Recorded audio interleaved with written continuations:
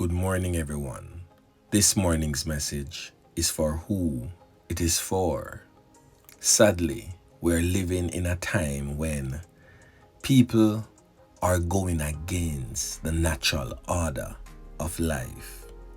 So, this morning's message, my friends, on your screen is a reminder to love people, not things, to use things and not people.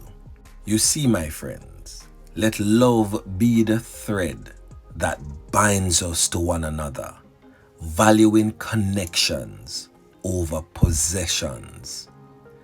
Let us cherish the relationships that enrich our souls, for they are the true treasures that bring meaning and fulfillment. Let us use material things as tools to enhance our experiences, not as substitutes for genuine human connection.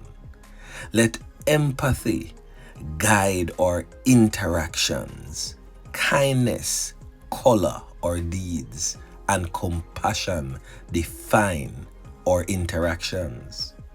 So, in closing, my friends, in a world often consumed by the pursuit of things, may we remember that true richness lies in the depth of our relationships and the warmth of our connections, nurturing a culture where people are valued above all else.